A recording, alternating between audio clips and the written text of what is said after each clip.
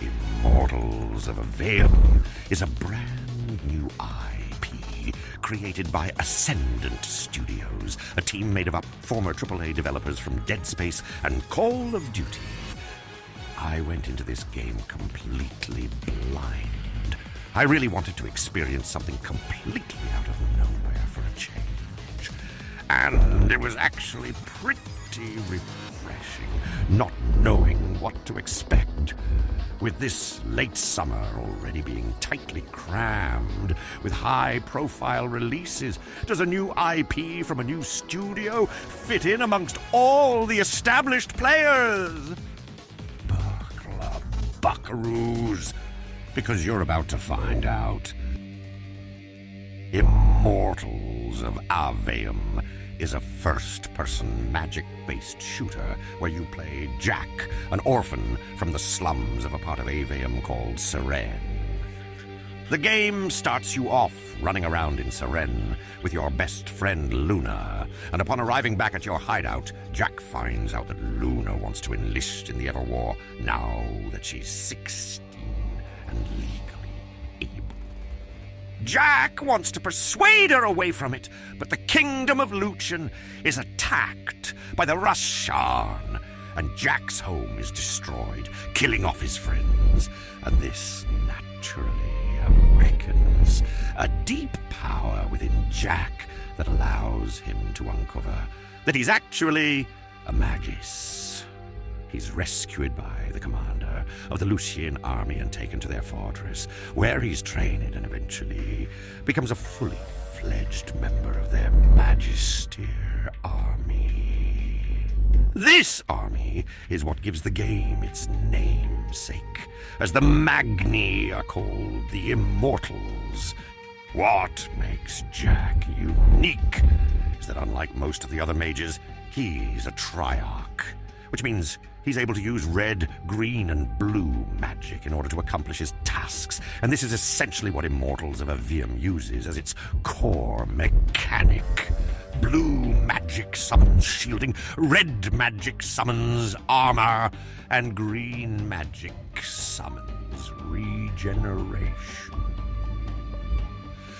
Each of the magics also reacts as if they were different types of guns. Blue is the all-around weapon that's somewhat like a sniper rifle, or really short-ranged high power, like a shotgun. And green does low damage, but has a high fire rate, like a machine gun. On top of that, you'll also use the different magic colors to solve puzzles, break enemy defenses, and of course, do damage. Each weapon can be quickly cycled through by pressing triangle. And on the dual sense, the type of magic you have loaded is noted on the controller by the light bars, which is a cool touch. And you'll quickly cycle through when fighting enemies that are immune to all but their magic type as you dash around the battlefield, trying not to get blindsided. Combat is quite fast-paced when you're in the thick of it, and it'll challenge you to keep moving and practice your aim like an old-school boomer shooter in order to survive enemy onslaughts.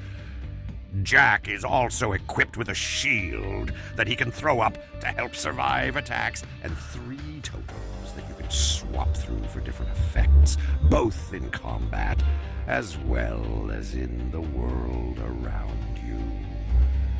The blue one is Lash, which allows you to pull enemies to you, like in Bulletstorm, but when out of combat, it's used to pull yourself to floating magic tether anchors for exploration and level progression.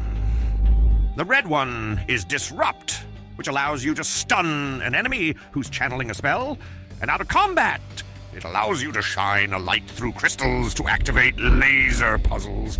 Finally, the green one is Limpets, and it shoots a green goo ball out, slowing enemies that it clings to. This is also what it does out of combat, slowing anything that's textured with a green glow in order to prevent it from moving quickly. progress through Immortals.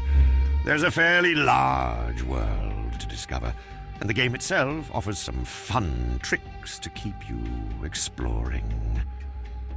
Ley lines appear through the sky, and eventually your lash gains the ability to let you tether to and ride them, similar to the skyhooks in BioShock Infinite.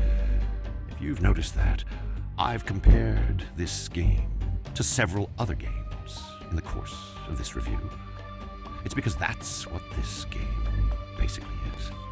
It's a satisfying shooter that's like a grab bag of good ideas from games you've seen before. It repurposed in order to make a solid and entertaining game. There are even 6 hidden bosses that you'll come across the portals for, similar to the Valkyries in God of War, which are extremely challenging fights that offer great rewards if you're daring enough to challenge them. The enemy types are repeated, and once something is presented as a boss, it becomes a normal enemy with the exception of a few characters. At the end of the day, the magical gunplay is a lot of fun, even if it isn't very deep or super varied, and there are skill trees that allow you to build Jack to a play style that fits what's most fun to you. I preferred range, shielding, and damage, so I stuck with the blue magic, but red magic will allow you to do increased red damage upon using red magic or melee attacking, and green magic will allow you to heal as you fight, so the choices are up to you to play with and experiment. Yes. There are some questionable concerns here for the culture warriors. Jack is commanded by a woman who's basically the female version of Zavala from Destiny, and his field commander is a giant muscle mommy who looks like she's hated every man she's ever met. But they're both solid characters, and the cast has a good time bouncing off each other. Jack's banter with Zendara is great, and he eventually even wins her over by the end of the story, though she'd never let you know that. Like I said, it's an enjoyable experience, and it's a fun world to run around in and explore. Sometimes I like to have fun. It isn't the biggest or the best game I've played all year, but Immortals of Aveum has been one of the most fun experiences I've had. If I had any real complaints, it's that the story continually urges the player forward without any assurance that you'll have time to explore later. This left me missing out on a few things that you can't go back to once you hit a certain point. This also means I'd need to replay the campaign, as there isn't currently a new Game Plus mode, which is a bit of a bummer as well. I also didn't hate the story, but it's kinda mid.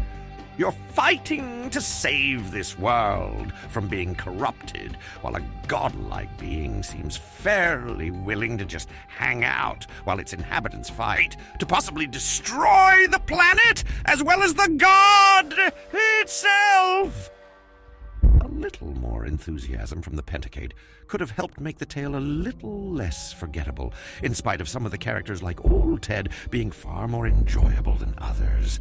Otherwise, Immortals of Aveum is a solid title that isn't full of unnecessary forced multiplayer or a super premium deluxe edition battle pass with 983 tiers. It's just a normal game that'll take between 15 to 50 hours to complete, depending on your skill level and how good you are at puzzle solving and exploration. Did you enjoy that, my lovelies? For more news, previews, and reviews, please like and subscribe. Remember, kiddies, sharing is caring.